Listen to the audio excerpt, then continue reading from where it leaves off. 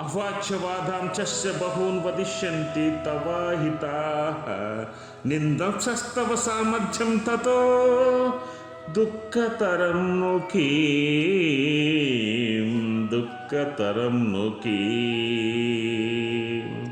అవాచ్యవాదాంశ బహూన్ వదిష్యంతి తవాహితాః నిందంస్తవ సామర్థ్యం తతో దుఃఖతరం నోకిం. అవాంఛ అంటే అనరాని మాటలను కూడా అర్థం.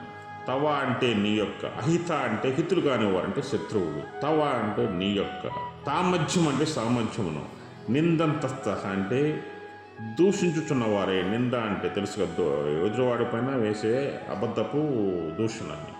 బహువునంటే అనేకములైన అని, వదిష్యంతి అంటే పలుకుదురు అని, తతః అంటే అంతకంటే అని, దుఃఖతరం అంటే మిగులు దుఃఖమైన, కిమ్ను అంటే ఏమి గలదని. ఓ అర్జున, శత్రువుల యొక్క నీ యొక్క శక్తి సామర్థ్యం దూషిస్తూ అవహేళన చేస్తూ దుర్భాషలాడుతూ మాట్లాడుతూ ఉంటారు.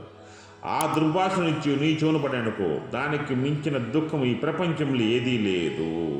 అర్జున, నువ్వు యుద్ధం చేయకుండా వెళ్ళిపోయినట్లయితే అర్జునుడు ఈ యొక్క దుర్యోధనుడి యొక్క సైన్యాన్ని చూసి పారిపోయాడు అంటారు. అదేవిధంగా కర్ణుడి యొక్క పరాక్రమం ముందు నిలబడలేక పారిపోయిన అర్జునుడు అని అంటారు. అంటే ఇక్కడ నీకు అంటే ధర్మానికి శత్రువుడు అనేటువంటి, నీకు కాదు, ధర్మానికి శత్రువు అనేటువంటి కర్ణుడు ప్రలాపనలు చేస్తాడు, దుర్యోధనుడు ప్రలాపనలు చేస్తాడు. అదేవిధంగా ఇంకా అంటే ఈ సమస్త లోకం ఏం చెప్తుంది, అర్జునుడు చాలా గొప్పవాడు, మహాయుద్ధ వీరుడు, అర్జునుడు మించిన విల్లు విద్యకారుడు ఈ భూమండలం లేదు అని అందరూ చెప్పుకుంటూ ఉన్నారు.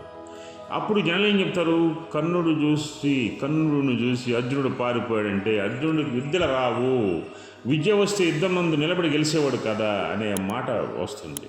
అప్పుడు ఏం చేస్తాడంటే అర్జునుడు అనే వ్యక్తి అంటే యుద్ధరంగంలో పనికిరాడు అనే నిర్ధారణకి ప్రజలు వస్తారు. అదేవిధంగా దుర్యోధనుడు వస్తాడు, కర్ణుడు వస్తాడు, దుశ్శాసనుడు వస్తాడు. అప్పుడు నీవు ఎక్కడికైనా వెళ్ళినట్లయితే అక్కడున్న జనులు ఏమైనా మాట్లాడుకుంటారు, ఈ అర్జునుడే యుద్ధరంగంలో పారిపోయాడు కర్ణుని చూసి, ఇతనే వీరుడని అవహేళన చేసి మాట్లాడుతూ ఉంటారు. అది నీకు అవసరమా?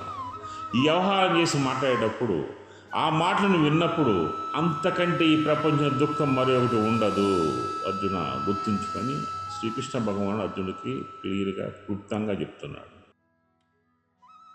జై శ్రీకృష్ణ, జై శ్రీకృష్ణ.